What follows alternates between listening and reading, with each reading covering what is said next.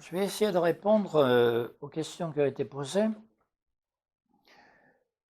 Ce qui est un bon exercice parce que quand on fait une introduction, bon, c'est un peu général, et puis après, d'une certaine façon, dans les présentations initiales, on a l'impression qu'on dit exactement la même chose, puis on se rendra compte petit à petit qu'on ne dit pas tout à fait la même chose.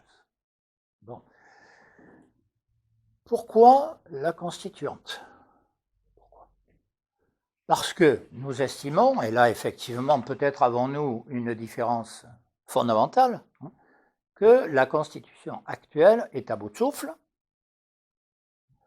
que l'élection du président de la République au suffrage universel est devenue une farce, et ne peut plus être autre chose qu'une farce, et parce que de toute façon dans ce système tel qu'il est, on ne peut en aucun moment penser que c'est le peuple souverain qui désigne un président de la République. C'est les médias, c'est l'argent, parce qu'il faut beaucoup d'argent pour être candidat, c'est un peu un match de foot, d'une certaine façon, mais d'une autre manière. Comme moi, je suis un des rares Marseillais à ne pas aimer le foot, ça tombe bien. Non.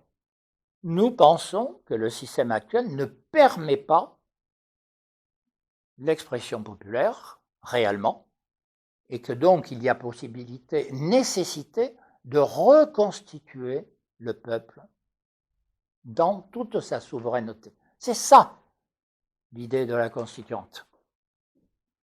Et donc, il s'agit que les citoyens se rassemblent au plus près de leur lieu de vie. Pourquoi ? Parce que si on fait une constituante nationale, mettons, allez, à la proportionnelle, bon, on va retrouver les mêmes, tels que c'est aujourd'hui, inévitablement. Alors que si on repart, alors je ne veux pas pousser trop loin l'analogie avec 1789, mais si on repart du plus près avec des citoyens qui se rassemblent dans des assemblées communales pour faire émerger à la fois leur volonté et leurs représentants, qui permettra de passer au mandat impératif, oui, là, on peut avoir une reconstitution du peuple en tant que corps politique constitué. En toute hypothèse, la présidentielle, j'en termine là-dessus après, mais c'est important, la présidentielle ne peut pas résoudre ce problème. On prenait l'exemple de Mélenchon.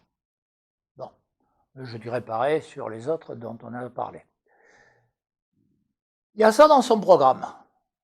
Et il y a plein d'autres choses. Alors, à supposer qu'il soit élu, ce qui m'étonnerait énormément. Mais, à supposer. Il est élu pour quoi ? Pour la constituante ou pour le reste ? Et son mandat, c'est quoi ? C'est la constituante ou c'est le reste ? Alors, il doit respecter quoi ? Bon. Et s'il fait un bid, c'est un peu plus probable. Bon. C'est le bid de la constituante ou le sien ?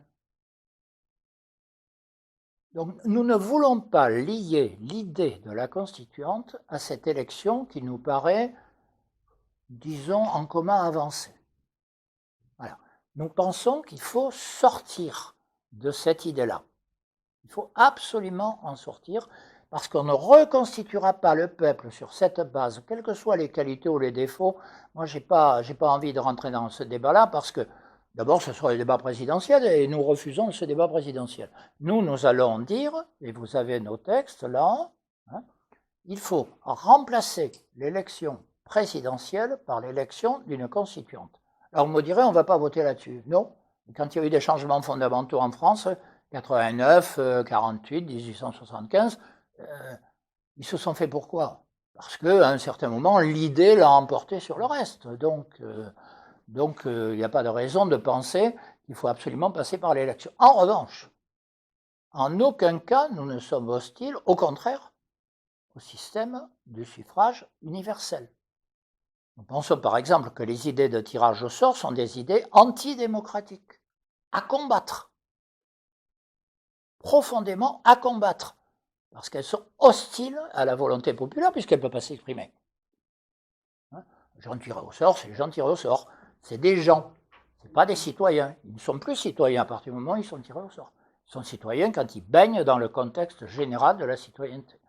D'où le mandat impératif. Le mandat impératif, c'est l'idée qu'un élu doit porter le mandat. Alors, je suppose qu'on parle des questions principales. Les questions annexes, il y en a à l'extrême, il va en surgir dans des assemblées qui n'ont pas été évoquées dans les assemblées locales. Donc, il faudra bien s'adapter. Mais sur les questions principales, on dit le mandat donne à son mandataire un mandat impératif. Il n'a pas le droit de voter autre chose. Alors, posé comme ça, effectivement, on dirait il n'y a plus besoin après de faire des assemblées. Il suffit de comptabiliser le nombre de voix pour et le nombre de voix contre. Arithmétiquement, on a le résultat et puis c'est fini. Non, c'est un aller-retour, c'est-à-dire le mandataire dans l'Assemblée peut constater que le mandat qu'il détient pose problème parce qu'il y a des questions qu'il n'avait pas vues, parce que, parce qu'il y a un débat qui a émergé. Et à ce moment-là, dans l'idée du mandat impératif, il doit revenir devant les citoyens qui l'ont élu pour dire, écoutez, il y a un problème, il faut qu'on en reparle. À ce moment-là, ils en reparlent. Soit on maintient ce mandat. À ce moment-là, celui qui est envoyé doit changer sa position, si ce n'était plus celle-là, soit il démissionne et il est remplacé par un autre. Mais il y a bien un aller-retour, il y a un lien systématique entre les citoyens et leurs représentants. C'est ça l'idée du mandat impératif. Pas comme aujourd'hui, où au fond, l'élu, il se trouve que j'ai été un député pendant 12 ans, donc je sais un peu comment ça fonctionne, est plus, représentant de son parti que représentant des citoyens. Et ça, c'est une déviation mortelle pour la démocratie. Merci bien.